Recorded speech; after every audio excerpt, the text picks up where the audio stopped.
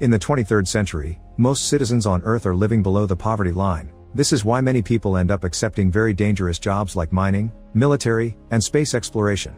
To travel through the universe, explorers use a system called slipstream, which turns matter into a data signal and transmits it to a fixed coordinate.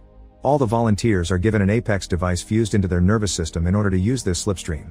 Newbie Whit is getting ready to start a new job at the West Coast Search and Rescue Team. Before he leaves, he and his pregnant wife Lisa share a sweet moment together, and Lisa gifts him a picture of them with a loving note as a lucky charm before kissing him goodbye. Later at the West Coast Slipstream Division, the team gives Whit a very warm welcome. The captain makes most of the team head out, then right in front of Whit, he begins asking Dave about the jump he's made because he's noticed something weird in the logs that may indicate a dirty jump. Dave just dismisses it as a silly mistake. Suddenly, an announcement comes through saying squads 14 to 28 must get ready to jump. The captain puts up a video feed of the jump and notices how the teams are going blind into a mining site. After just a few seconds, only a few team members come back, and to everyone's shock, they're screaming in pain and horror, not to mention the blood dripping on their faces. An alarm is raised because apparently quarantine has been breached, and when the doctors try to help the bleeding rescuers, one of them starts to shoot everyone. The captain, Dave, and Whit try to leave the room, but they find the door locked because of protocol. They watch on the screen how little by little every team member that came back becomes violent and attacks each other. Soon the bullets are piercing the walls and almost hit the trio. For the sake of their safety, they have no choice but to jump, even if the jump only mentions a location called Infini that is off the grid. Dave doesn't want to go because that's where the crazy ones just came from, but soon the lockdown protocol begins filling the room with gas, meaning they must jump or die. For some reason, the captain's Apex cannot decipher the code, so only Whit and Dave manage to jump while the captain is left behind to die. Moments later, the East Coast Central Command is in complete chaos with the news of what's happening in Infini. The chief puts together a search and rescue team and explains the situation to them. Infini is the furthest outpost in the galaxy and is known for the worst space disaster in history where 1,600 workers were killed by a very volatile mineral that can only be found on that planet. Because of this, Infini was permanently shut down, and a team was sent to investigate what happened. However, an accident caused all the team members to die except for one named Montley, who painfully removed his Apex to stop headquarters from forcing him into jumping back. Now Montley plans to send a huge amount of a dangerous mineral to Earth, so the team's mission is to go there to stop him. At that moment, news of what happened on the West Coast arrive, since squads 14 to 28 had been sent to extract Montley as well. Apparently everyone in the West Division has died except for Whit, who has been trapped in Infini for a week already because of time dilation in space. They also think there's an airborne threat in the station. Then the team proceeds to jump and instantly appears in Infini, finding the place in complete ruins and freezing.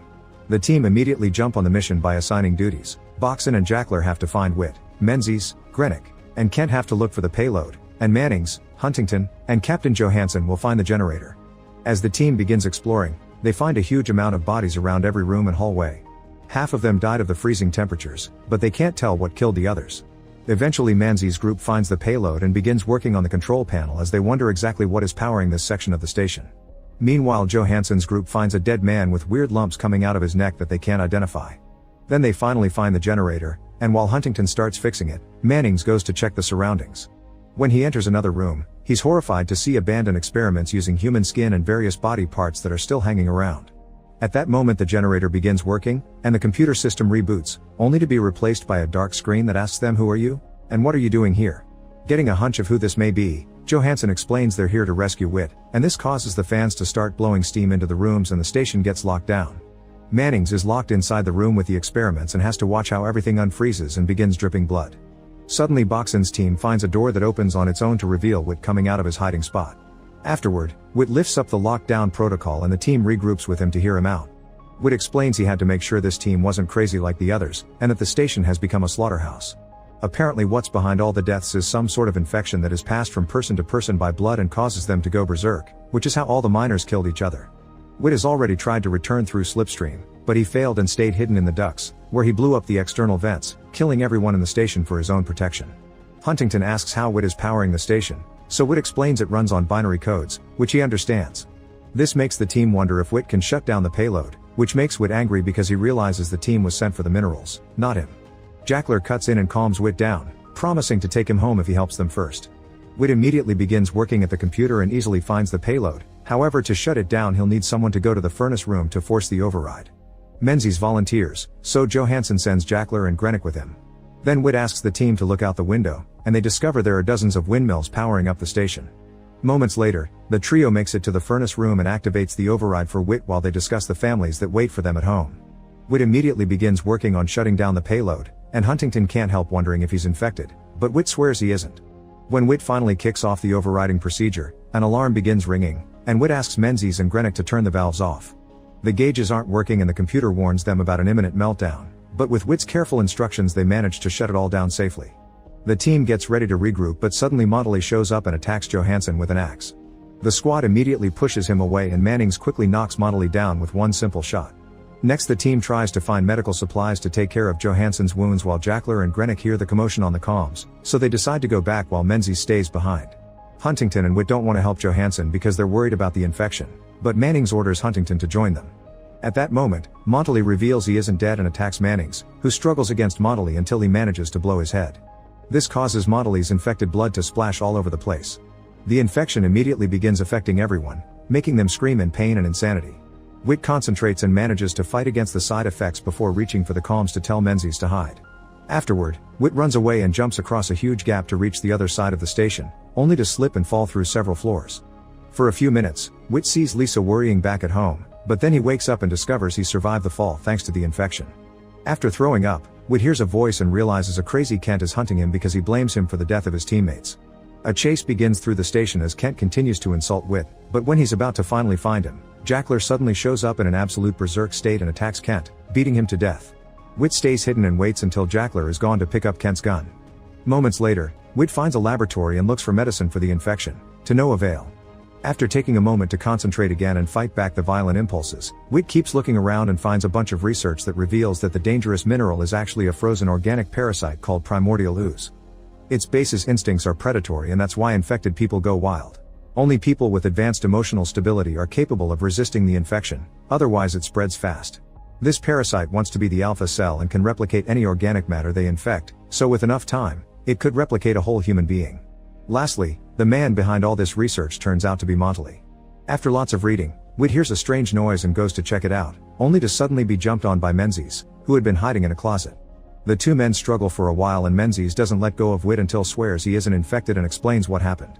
Menzies stares at the research and reaches the conclusion the entire planet is a living entity, but only when it's thawed.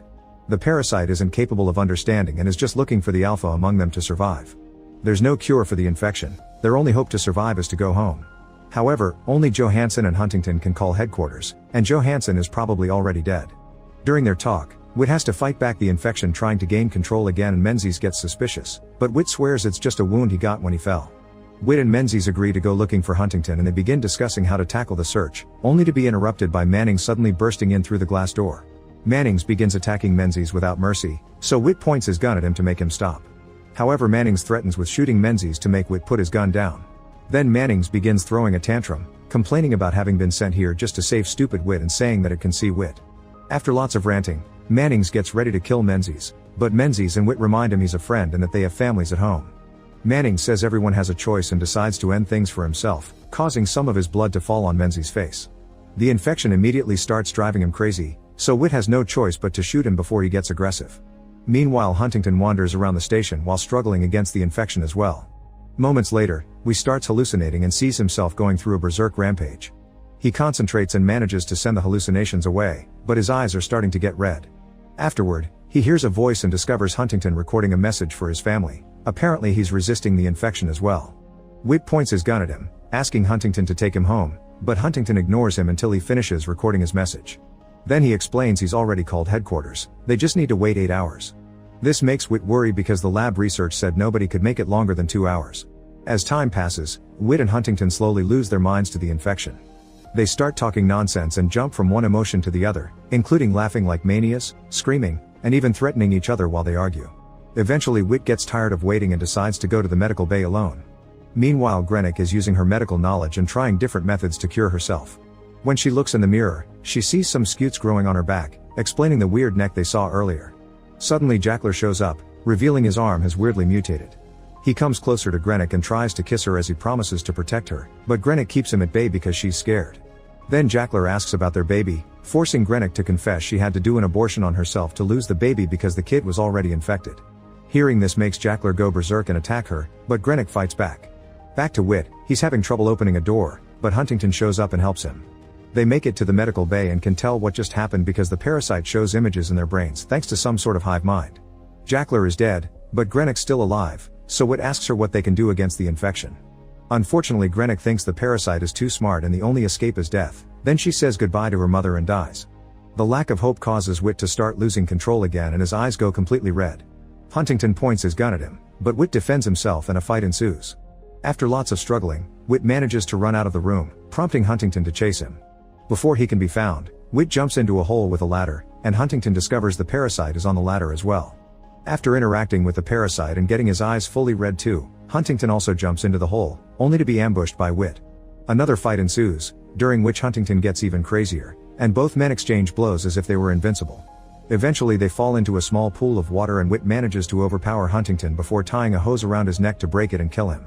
Afterward, Whit clings to Lisa's picture to gain strength and goes to the med bay to find a scalpel and record a message for the parasite. He explains that its technique is awful for survival because by tapping into people's hatred, the parasite is only making them kill each other and it'll never learn anything about humanity. However, if the parasite had chosen to work together with them, they could have helped each other. Then Whit talks about his family and how everyone here just wanted to have an honest job, causing him to start seeing visions of the team and Lisa. With the picture still in hand, Whit finishes his message by ending things for himself.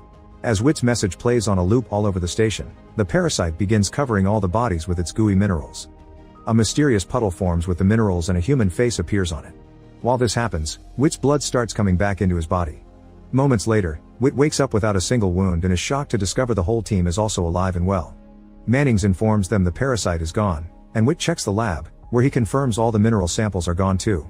The team cleans up and regroups at the control center, but nobody knows how to explain what happened. Obviously disturbed by the experience, they all agree to lie and say they were incapacitated for a few hours because of pressurization. The payload is destroyed and they've rescued Whit, so the mission is completed and they shouldn't have trouble at home convincing everyone they shouldn't return to this place. 5 minutes later, the team gets ready to slipstream back to Earth, but right before jumping, Whit sees 5 humanoid forms made of minerals, and one of them has his picture. It seems the parasite did hear his advice. Then the jump kicks in and the team makes it back to Earth, where everyone is panicking. A group of doctors immediately surrounds them and asks them personal questions to be sure they're sane. They also ask if they were exposed to any dangerous contaminants. The team swears they didn't, but everyone is put through a scan anyway, and they all pass it with colors except for Whit. The scan can't seem to read him, so the chief asks him again if he was exposed, but Whit doesn't answer. Thankfully, the scan finally works at that moment and clears Whit out. Then the team learns that here on Earth only 52 seconds passed. Afterward, Whit returns home to reunite with Lisa, who immediately begins crying because they had told her Whit wasn't coming back.